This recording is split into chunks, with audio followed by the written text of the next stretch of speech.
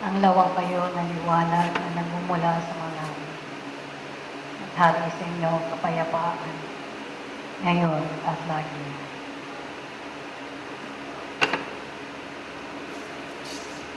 Ilan ang mga kasangkapan ng panahon? Apito po ang parlante, 3 po ang kurandera at 1 kurandero. Lagi kayong tatawagan sa inyong mga tungkol at laging pakaiingat kayo. Mga hibo ng sanglibutan. At nangangailangan kayo ng pangangalaga. Hindi lamang na mga kasangkapang tumutupad ng tungkulin, kundi gayon din ng mga kasangkapang naglalaboy sa kanilang sariling palad. Nahigit ninyong pangalagaan upang sa maliit ninyong kakayahan ay maipaunawa ang dakilang tungkuling kanilang sinumpaan mula pa sa ipapaw. Ang pagiging kasangkapan ng panahon ay maselan at nangangailangan na higit na paghahanda at pag-aaral ng kanyang sarili upang siya'y maging karapat-dapat sa pagsasakatuparan ng kanyang paglilingkod na maliit niyang kakayahan. At dahil dito'y lagi kayong uuntagin ng panahon kung kayo ay nalilibang at kayo ay nalilisya sa inyong tungkulin. At dahil diya'y lagi nang pinalalahanan ang pamunuan sa pagsasakatuparan at pangangalaga ng mga kasangkapan ng panahong dito ay nagsusumikap na makatupad ng kanilang tungkulin. Paano'y nalalaman ninyo mga iniibig kong kasangkapan ng panahon? Nang isang tuparin ninyo ay katumbas na ng buhay na inyong nilalakaran. Ang pagiging kasangkapan ng panahon ay tulad ng hangin inyong hinihinga na siyang bumubuhay sa inyong katawang laman. Tulad din ito ng araw na nagpapaikting ng kanyang init at lagablaw upang sa maraming pagkakataon ay makita kayong naglilingkod sa inyong mga kapatid na higit na kaawa-awa at mayroon na higit na pangangailangan sa kanilang sarili. Dahil dito, mga inibig ko, maunawaan ninyo ang kahalagahan ng inyong panunumparan. Hindi lamang sa pagpapahayag, sa pagtayo sa palatindigan, hindi lamang sa pagpupo sa hapag na ito, hindi lamang sa pagbabasbas, sa pagbabalani ng tubig na nasa inyong harapan, kundi kayo ay maging karapat-dapat na lingkod ng Panginoon na sa lahat ng panahon ay handa ninyong ipaglingkod ang inyong sarili na higit na nangangailangan. sapagkat kayo ay mayroon ng mithiin at pagnanasa at kapangakuan sa likod ng libingan na kayo ay magiging isang matapat na lingkod ng Panginoon na siyang magsisilbing larawan ng inyong mga kapwa at panunundan kayo sa inyong mga paglilingkod. Hindi kayo palamuti lamang sa isang lunduyang katulad nito. Kayo ay meron ng kapakinabangan at kasilbihan na nararapat ninyong maisakatuparan sa lahat ng panahon. Kaya nga, lagi ang pagpapaalala sa inyo ng mga kapatlayaan sa mga sandali ng inyong panghihinamad o pag-aalinlangan sa inyong tungkuling ginagampanan. Lagi ninyong alalahanin ang mga panahon ng pagnanasa ng inyong sarili kung saan kayo ay nagsimula sa pagsasanay sa pagiging kasangkapan ng panahon. Dinidisiplina ang inyong mga sarili na kung paanong tatakdang panahon ay mayroon kayo ng katakdaang mag-ayuno kung kailan ang bawat araw, gabi, ng oras ng inyong pamamahingay, dumoroon pa rin kayo sa pananahimik at nakikita ninyo at nararamdaman ninyo hindi kayo pinanghihinaan at binabalangkas ninyo ang mga daang patungo sa pagnanasa ng inyong sariling maging mabuting isang kasangkapan ng panahon. At kung narating man ninyo ang mga panahon sa lukuyang ito na kayo'y matagumpay sa inyong sarili, ay hindi ito ang katapusan, kundi ito ay pagpapatuloy at pagpapatuloy pa na maraming aralin sa inyong buhay upang maramdaman ninyo na kayo ay kinakailangan ng inyong mga kapwa upang ipaglingkod ninyo ang inyong sarili sa iba.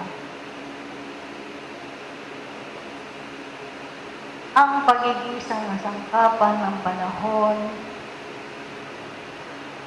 ay walang pagpapahinga o pagre-retiro sa kanyang sarili sapagkat ang pagnanasa ng isang kasangkapan ng panahon makapaglingkod sa ngalan ng Diyos ay tulad ng isang Jesucristong magpapatuloy hanggang sa huli ng kanyang buhay upang maisakatuparan ang katagumpayan ng pagnanasa ng kanyang ako. Kaya nga, sa inyo ang mga sandali ito na alisin ninyo ang maraming pag-aalilangan sa inyong sarili sa panahon ng inyong panunumparan. Kung kayo ay nahahanda sa inyong sarili, ay hindi ninyo mabibigyan ng puwang ang pag-aalinlangan na ito sapagkat nalalaman ninyo sa inyong kahandaan ay hindi kayo papabayaan ng mga batlayan sa inyo ay sumusubaybay at gagamit sa panahon ng inyong panunumparan. Kaya nga, tinatawagan ko kayo. Higit ang mga kasangkapan na siyang nagtakda ng kanyang pag-unsyami ng pagtupad ng kanyang tungkulin sa loob ng luluyang ito, ay higit na maselan ang kanyang sarili sapagkat maraming hibo ang sanglibutan na ito na manunukso at magpapataig sa inyong sarili upang kayo ay madisya at maligaw. Gayon, ang pananagutan din ay nasa sa inyong mga iniibig ng pamunuan sa loob ng luluyang ito. Lagi na'y ang pagpapaalala ng mga kasangkapang ito upang madama nila na hindi ninyo sila pinabayaan sa kanilang sarili at sila ay ninanasa ninyong makapiling pa sa loob ng luluyang ito upang makapagpatuloy sa kanyang tungkulin bilang kasangkapan ng panahon. Katotohanan, mayroon ng antas ng mga tao na hindi ninyo mapipilit ang kanilang sarili. Subalit ang pagtatanim at pagpapaalala ay laging lumuon sa inyo, sapagkat hindi ninyo pagkukulang ang mga bagay na ito, sapagkat sinunod ninyo ang para sa pangangailangan ng kanilang sarili. Kaya nga, ang araw na ito'y pagpapaalala ko sa mga kasangkapan ng panahon. At kung mayroon kayo ng katanungan, ang mga bagay na inyong pinaglilingkod, ay huwag kayong mamimi na magtanong sa mga kapatid sa pamunuan at sa mga kapatid ninyong kasangkapan ng panahon mayroon ng matagal na karanasan sa pagiging kasangkapan ng panahon. Alam kong nararamdaman ninyo unti-unti yung pagdama na hindi ninyo pagkaunlad. Subalit, sino nga ba ang hindi mauunlad sa isang kasangkapang nagnanasa ng kanyang pagpapatuloy, nagnanasa na makapaglingkod sa kanyang kapwa, nagnanasa na siya'y maging kabilang na isang bahagi ng kabuuan ito. Hindi nga inyo mararamdaman ang pag-usad, subalit naroroon sa tuwina ang maliit na paghakbang ng inyong sarili at mararamdaman ninyo ang kaligayahan ito sa maliit sandali ng inyong buhay, sapagkat nagpapatotoo kayo at nagpapakatapat sa inyong pakilang tungkulin ginagampanan sa lipunan ng mga tao. Ngayon, hindi lamang kayo, kundi kayo rin nakaririnig sa akin, sapagkat kayo rin ay kasangkapan ng panahon ginagamit ang mga pagkakataon at suhay ay binibigay sa inyo upang maisip ninyo at mailakad ang inyong mga panyapak upang madama ninyo ang habag at awa sa inyong mga kapatid na inyong nakakadaw upang palad upang bigyan ng pagkakataon ang kanilang pangangailangan at maibigay ninyo ang inyong sarili sa pangangailangan na ito. Hinihising lagi ang inyong mga damdamin. Binubuksang lagi ang inyong mga kaisipan.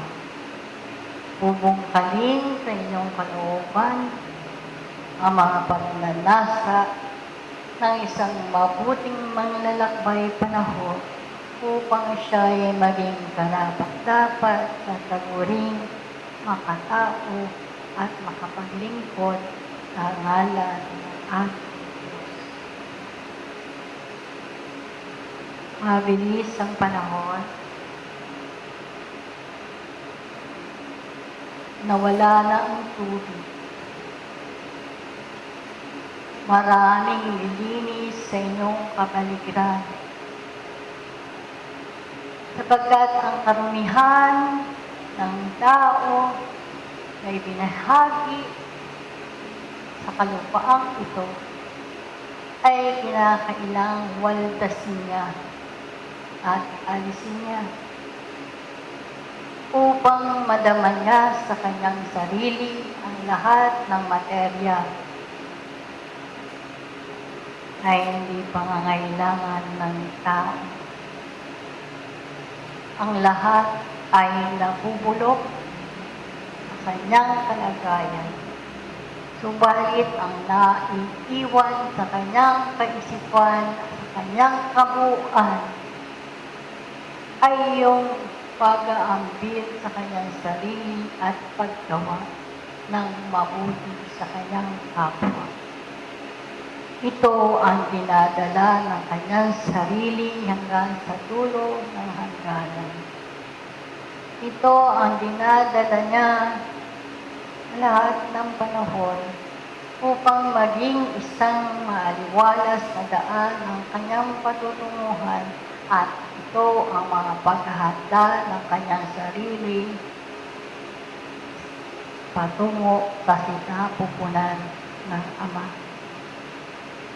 Kaya nga, lagi ninyong linisin ang inyong mga kaangkinan, ang isip, damdamin, at kalooban.